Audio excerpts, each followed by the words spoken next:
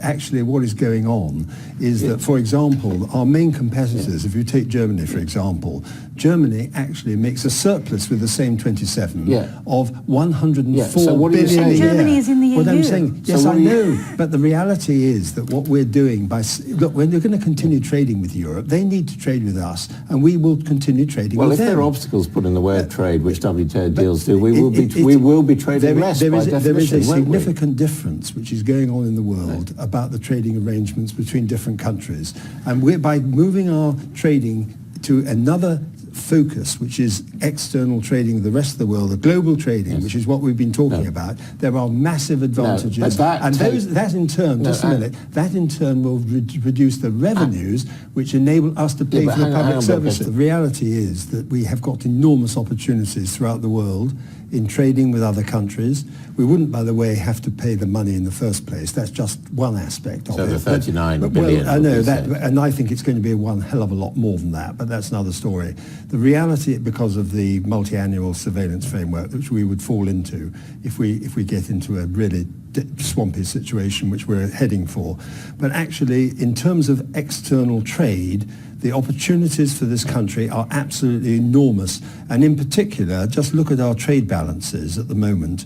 At the moment, we run a deficit with the other 27 member states of around 70 billion a year. We run a surplus with the rest of the world of 40, growing very rapidly. And the fact is that is a real test of the value to us of the single market. It is not as good as people crack it up to be, and we don't need to be in it, and we shouldn't be in it. We are paying over the odds now for Brexit, 500 million a week, and we would lose our NHS in any trade deal with the US. It takes time to put the new trade deals in place, and in the meantime there would be the sort of things Catherine's talking about, wouldn't there? Increase in prices to consumers, lack of access to goods, obstacles to our goods being exported. That is what I describe as the Armageddon scene. I'm presenting another scene which is very positive about the future opportunities. How can you control a no deal?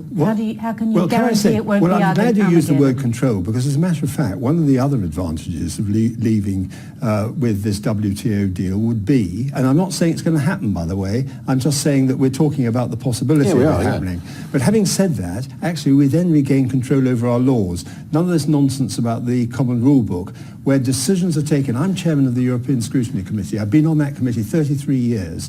And Catherine, can I just say this to you, and you can talk to any member of the committee if you like, the decisions are taken, they're making our laws, including trade, including economics, energy, everything, is all dealt with behind closed doors by the Council of Ministers. If we leave the EU, as we should do, under the terms of the referendum and get out, which is more and more people, I've just spoken to a cabinet minister, a former cabinet minister, he said, let's just get out. And the reality is... should a small number of people who have obsessed over Europe for the last 35 years take this country down the drain? No, we've been proved right by the referendum result, if I may say so. But leave that aside. Let's have another one. Let the people decide. If you think your result was so fantastic... Is that really Labour Party policy? No, have another referendum? It's my policy. But I will be marching this Saturday for people to have a choice on what we've discussed today. It's not the people's policy, that's for sure.